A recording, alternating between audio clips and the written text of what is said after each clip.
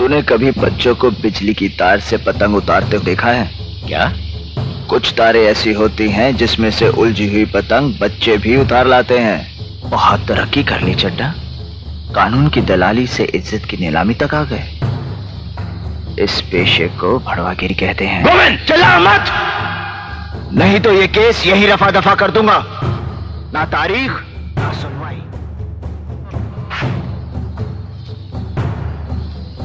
चड्ढा समझाओ इसे, समझाओ। ऐसे खिलौने बाजार में बहुत बिकते हैं, मगर इसे खेलने के लिए जो जिगर चाहिए ना, वो दुनिया के किसी बाजार में नहीं बिकता। मर्द उसे लेकर पैदा होता है, और जब ये 2.5 किलो का हाथ किसी पर पड़ता है ना, तो आदमी उठता नहीं, उठ जाता है। तो अगली तारीख दे ही दी जाए। मिलाड, तारीख देने से पहले मैं कुछ अर्ज करना चाहूंगा। इजाजत है। पहली तारीख में यह कहा गया कि दामनी पागल है, उसे पागल खाने भेज दिया, जहां उसे पागल बनाने की पूरी कोशिश की गई।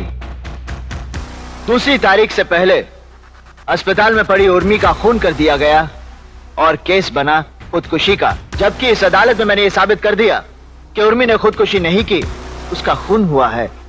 और शेखर भी उस दिन सारे सच कहने ही वाला था कि चड्ढा साहब ने फिर से अपनी चाल चल दी, बीमारी का नाटक करके तारीख ले ली। नहीं तो उसी दिन मिलॉर्ड इस केस का फैसला हो जाता। और आज आप फिर से तारीख दे रहे हैं। उस तारीख से पहले सड़क पर कोई ट्रक मुझे मार कर चला जाएगा और केस बनेगा रोड एक्सीडेंट का। आप फिर से तारीख दे देंगे, और उस तारीख से पहले दामनी को पागल बनाकर पागल खाने में फेंक दिया जाएगा। और इस तरह ना तो कोई सच्चाई के लिए लड़ने वाला रहेगा, ना ही इंसाफ मांगने वाला।